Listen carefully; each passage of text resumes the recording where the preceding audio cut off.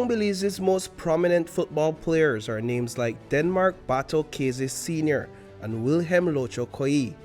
What these men have in common is that they both hail from Camalote Village. Known as one of the most sport-driven communities in Cayo District, Camalote Village has produced big names in various sporting disciplines in the past. Of late, the community's propensity to produce skilled athletes is once again at the fore. Camalote is a sports-driven community, one of the most active communities in the country, I'd say. And it's something I've grown into, whether it be basketball, watching softball or play football. You have to do something here in regards to sports here, irrelevant. There's a big gap between, you can see the levels between, let's say, a Denmark Keze Sr., Wilhelm Locho Koi, you know, and then you had another group like Oliver, the Wiltshires. So there's been a lull between that space to now, you know. CAMA, wait till the goal fire. CAMA, after one goal, 5 more follow. But that drought has since ended. CAMA Football Club placed third in the 2023 Belmopan Football Association First Division Tournament.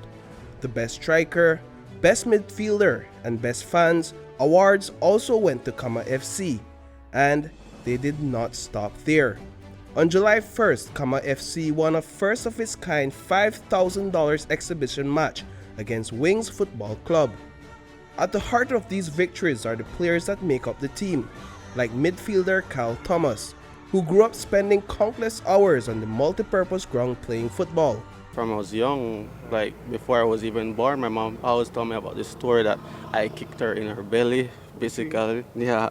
So she basically implied that, yo, this young boy is going to be some sort of player, either football, basketball, or even softball. But my main focus is football. From when I was young, I just fell in love with the game from the first time I picked up a ball and started kicking a ball with my friends. It's like a dream come true because from I was growing up, I used to watch Bandits. You remember Bandits, Ajiton, all of those different sporting clubs.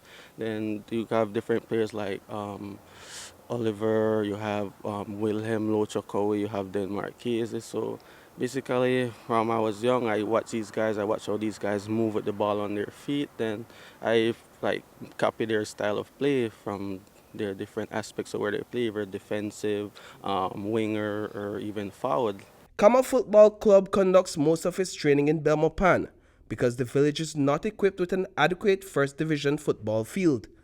But the distance, albeit only 5 miles, does not stop these athletes from showing up to put in the necessary practice. It is this heart and soul mentality that has teenagers like Alexander Waite and Javier Ramos courageously competing against opponents that are far more experienced. You know, it was a great experience. At first I was very nervous, but it's always good to experience new things, and I'm proud to say that I overcome that, and next season is going to be far way bigger because we're more experienced, you know, and we have that of those leaders and more experienced players like Cayo Thomas, Scott Casey, now Mr. Norman Neal, and you know, those players that can help us to stay in our games and stuff. What was your guys' mindset going into that 5K exhibition match? When I saw the fans, we just had to know that we had to win.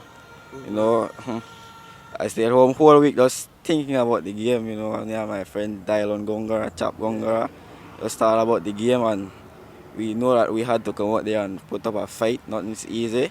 Like you said, we got to make our fans proud because the numbers of fans that the team Camalote have is crazy. I was really nervous when I was going to play in the First Division because it was my first season, first time ever playing in the First Division. So I thank late son Richie Gavis that gave me the opportunity to show that I can play in that level. With the season now ended and their first exhibition match conquered, Neil says CAMA FC is preparing for the next season and their second exhibition match in August.